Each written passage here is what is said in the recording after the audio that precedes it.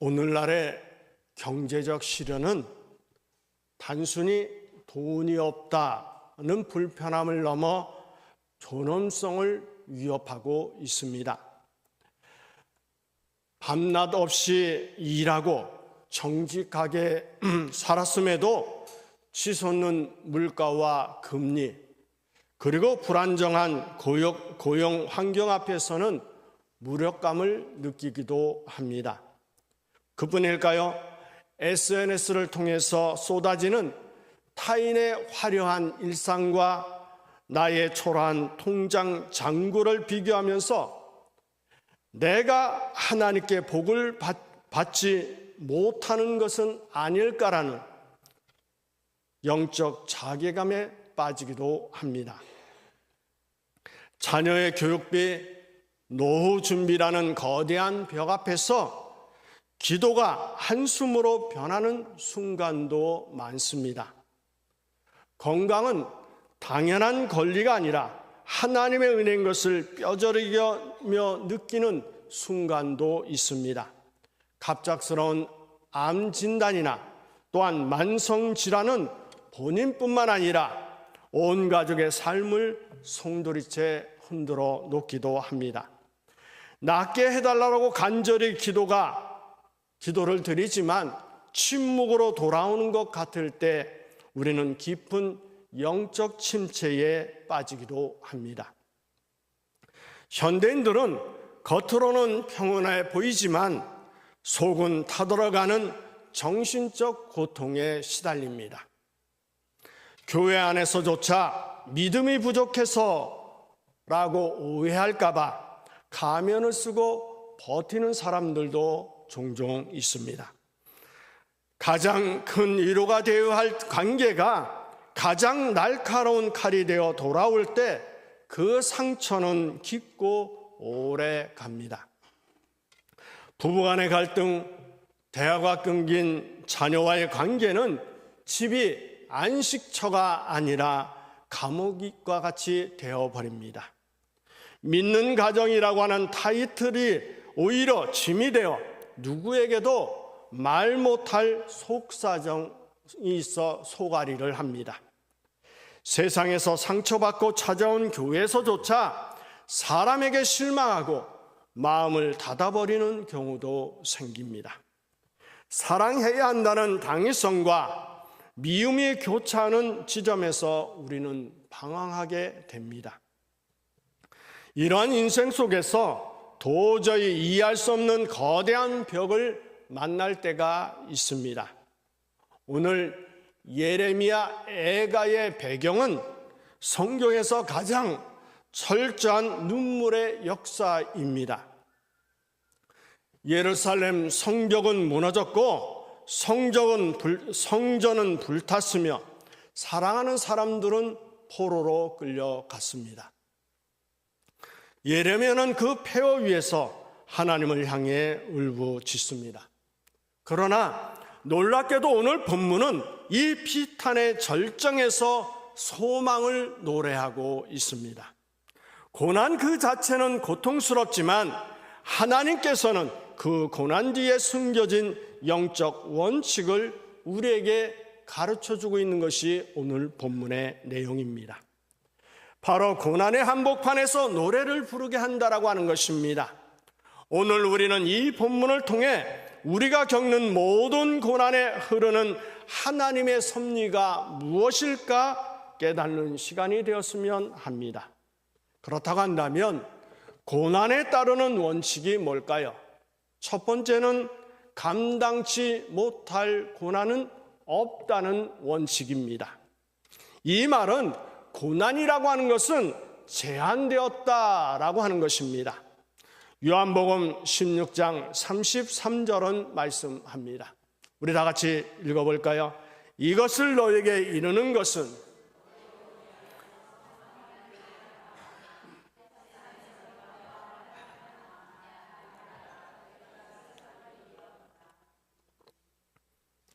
로마서 8장 18절은 말씀합니다.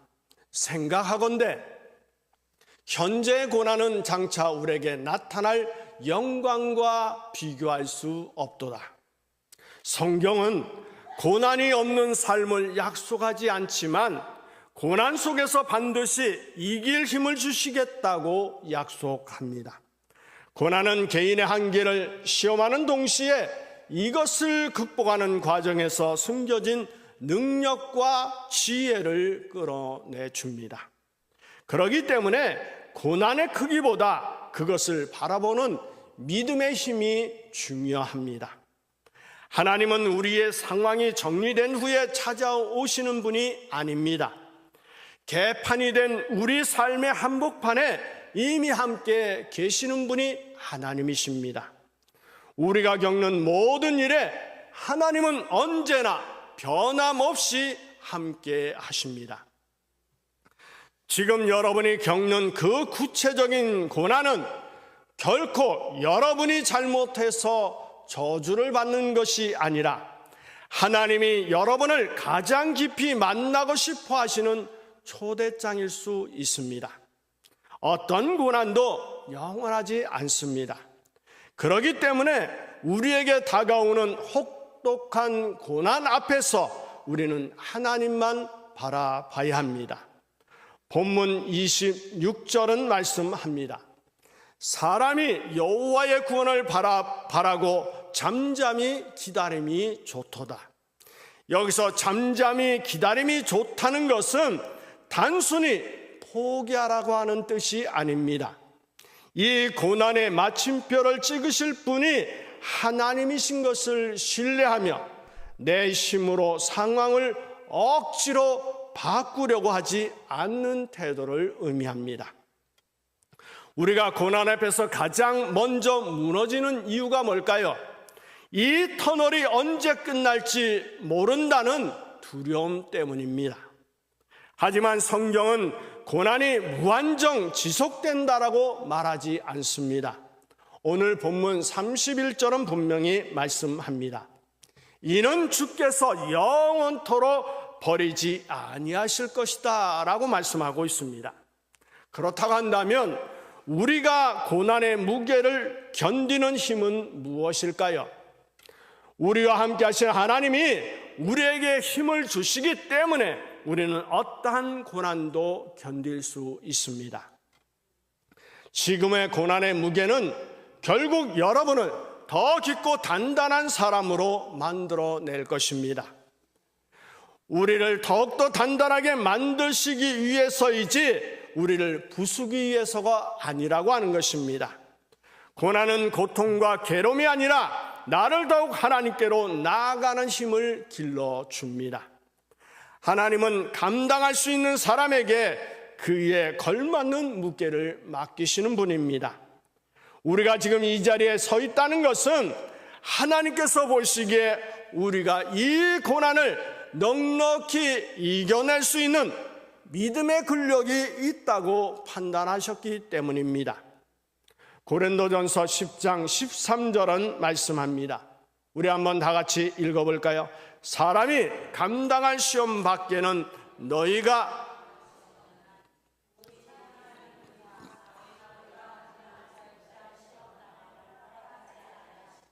시험 당할 즈음에 또한 피할 길을 내사 너희로 능히 감당하게 하시느니라.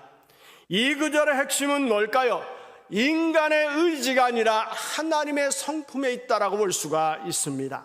여기서 밉부사로 번역된 헬라어 피스토스는 신뢰할 수 있다라고 하는 뜻입니다.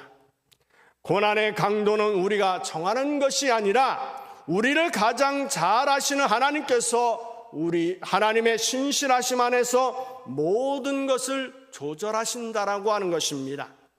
그리고 피할 길은 고난의 면제가 아니라 승리입니다. 여기서 피할 길은 고난 자체를 없애주는 도망노라기보다는 그 상황을 통과하여 끝까지 견뎌낼 수 있는 출구 혹은 결말을 의미하고 있습니다. 고난을 우회하는 것이 아니라 고난을 뚫고 지나가 승리 지점에 도달하게 하신다는 약속인 것입니다.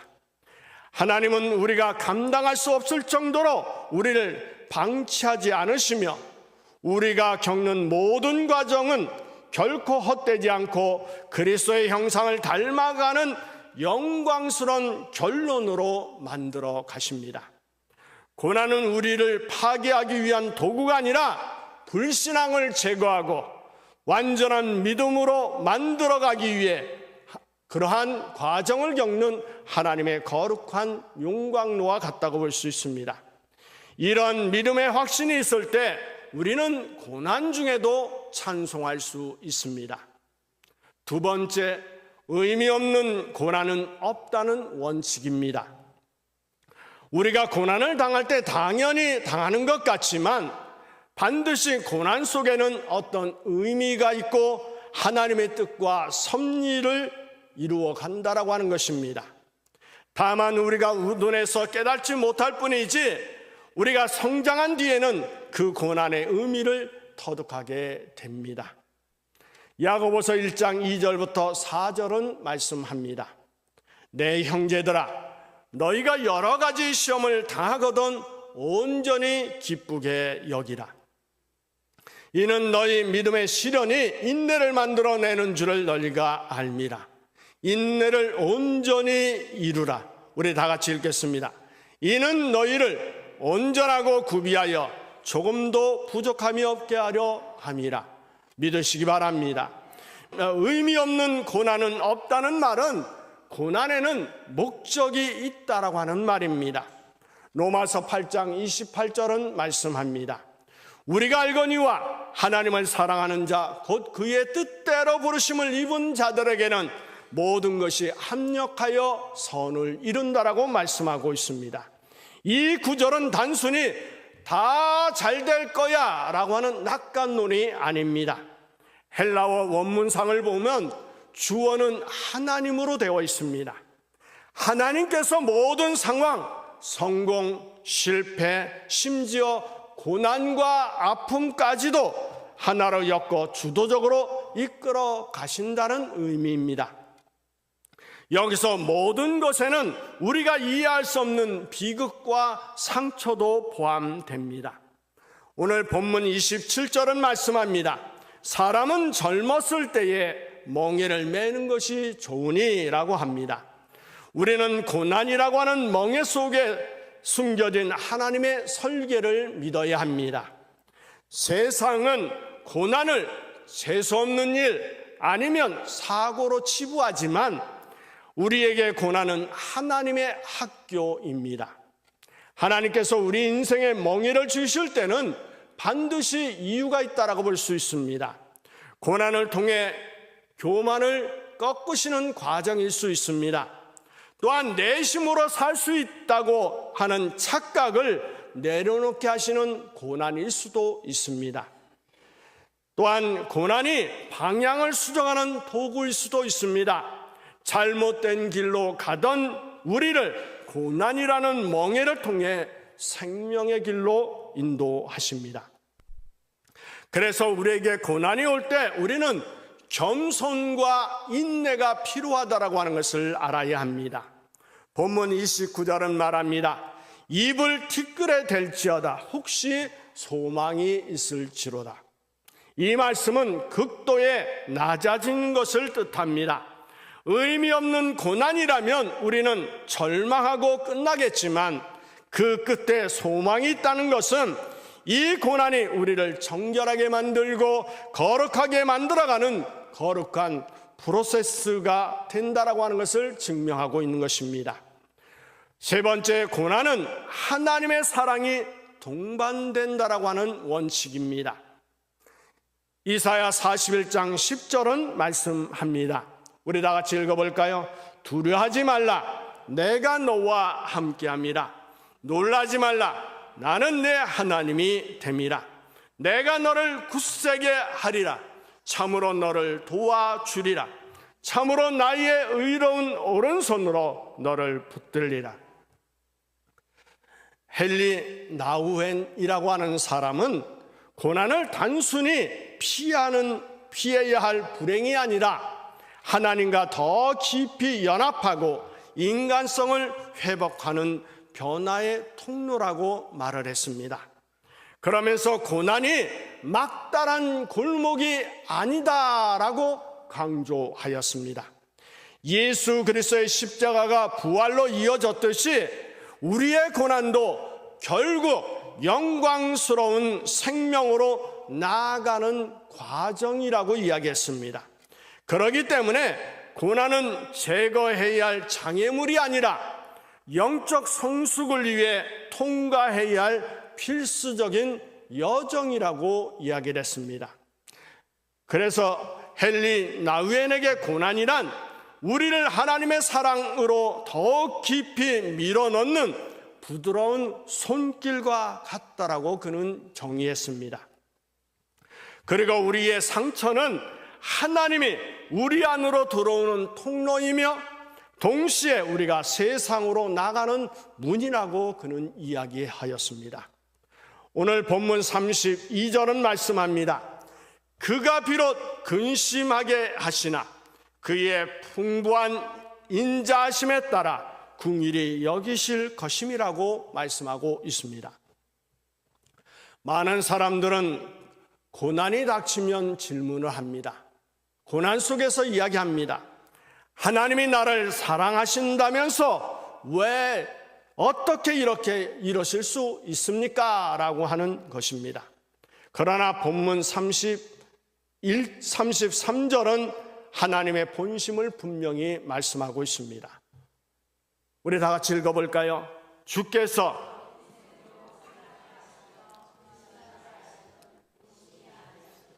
하나님의 본심이 뭘까요? 고난과 고통일까요? 아닙니다. 인자심과 긍휼이라고 하는 것입니다. 부모가 아이의 병을 고치기 위해 쓴 약을 먹이고 주사바늘을 꽂을 때 부모의 마음은 아이보다 더 아픈 법입니다.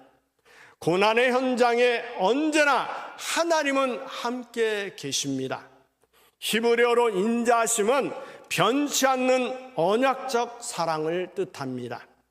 우리가 고통 가운데 울부짖을 때 하나님은 멀리서 구경하시는 분이 아니라 우리 곁에서 함께 탄식하시며 그 고통을 치유하시는 분이십니다. 우리가 받는 고난보다 하나님의 긍휼이 훨씬 더 크기 때문에 우리는 그 사랑 안에 다시 일어설 수 있습니다. 네 번째, 유익이 없는 고난은 없다고 하는 원칙입니다. 베드로전서 5장 10절은 말씀합니다. 우리 다 같이 한번 읽어볼까요? 모든 은혜의 하나님 곧 그리스도 예수 안에서 너희를 부르사 자기의 영원한 영광에 들어가게 하신 이가 잠깐 고난을 당한 너희를 친히 온전하게 하시며 굳건하게 하시며 강하게 하시며 터를 견고하게 하시리라. 믿으시기 바랍니다. 유익이 없는 고난은 없다는 원칙의 대표적인 인물이 누굴까요? 저는 다윗이라고 봅니다. 다윗은 이스라엘의 가장 위대한 왕으로 꼽히는 생애이지만 그 인생을 보면 극심한 고난과 찬란한 영광이 교차하는 드라마틱한 여정을 볼 수가 있습니다. 그의 삶은 단순히 성공한 왕의 기록이 아니라 밑바닥에서 정상에 이르기까지 겪은 인내와 성장의 과정을 갖고 있습니다. 다윗은 어려서부터 사나운 짐승들로부터 양을 지켜야 하는 일과 홀로 보내는 시간을 보냈습니다. 이러한 시간이 다윗에게는 나라를 구하는 사람이 되도록 만들었습니다. 골리앗을 쓰러뜨린 후에 국가적 영웅이 되었지만 이것을 시기한 사울왕의 질투로 인해서 10년 동안이나 도망자 신세가 되었습니다. 또 그뿐일까요? 적국인 가드왕 아기스 앞에서 미친 척하면서 살아남기 위해서 비참한 순간을 겪기도 했습니다. 이러한 고난을 겪은 다윗은 하나님으로부터 내 집과 내 나라가 내 앞에서 영원히 보존되고 내 왕위가 영원히 견고하리라고 하는 축복의 약속을 받은 인물입니다. 시편 119편 71절은 말씀합니다. 고난 당한 것이 내게 유익이라. 이로 말미암아 내가 주의 율례들을 배우게 되었나이다. 본문 28절은 말씀합니다. 우리 한번 읽어볼까요? 혼자 앉아서, 여기서 혼자 앉아 잠잠해 있는 시간은 제가 생각하기에는 외로운 시간처럼 보이지만 사실은 하나님과 독대하는 가장 복된 시간이 될 수 있다고 봅니다. 고난은 우리 주변의 잡음을 제거해 줍니다. 세상의 박수소리, 돈의 유혹, 인간관계의 얽힘이 다 사라지고 오직 나와 하나님만 남는 시간이 될 수 있습니다. 이 고난의 시간을 통과한 사람은 이전과는 전혀 다른 영적 깊이를 갖게 됩니다. 이러한 고난을 통해 불순물이 제거된 순금 같은 믿음으로 나아갈 수 있습니다. 하나님은 낭비하시는 분이 아닙니다. 낭비하시는 법도 없습니다. 우리가 흘린 눈물 한 방울, 밤잠 설치며 드린 기도 한마디도 땅에 떨어지지 않게 하십니다. 지금 당장은 손에 갖고 무너지는 것 같지만 이 고난의 터널을 통과했을 때 우리는 고백하게 될 것입니다. 그 고난이 내게 유익한 것이었다라고 하는 것입니다. 성도 여러분, 혹시 지금 극심한 고난 아래서 신음하고 계십니까? 기억하십시오. 우리에게 감당치 못할 고난은 없습니다. 지금의 고난은 여러분이 감당할 수 있기 때문에 하나님이 허락하신 것입니다. 또한 우리에게 의미 없는 고난은 없습니다. 이 고난은 하나님의 사랑이 동반됩니다. 하나님이 여러분을 위대한 존재로 만드시려는 목적이 있는 고난이라고 믿으시기 바랍니다. 이 고난의 무게보다 하나님의 사랑이 더 크게 여러분을 덮고 있다라고 하는 것을 믿으시기 바랍니다. 그리고 위기 없는 고난은 없습니다. 이 고난이 지나가면 여러분은 이전보다 훨씬 더 존귀한 유익을 얻게 될 것입니다. 오늘 본문을 기록한 예레미야는 예루살렘의 멸망이라는 인류 최악의 고난 앞에서 노래를 합니다. 그 내용이 3장 22절 23절입니다. 주의 인자와 긍휼이 무궁하심으로 우리가 진멸되지 아니함이니이다. 이것들이 아침마다 새로우니 주의 성실하심이 크시도다. 여러분도 이렇게 노래하시길 바랍니다.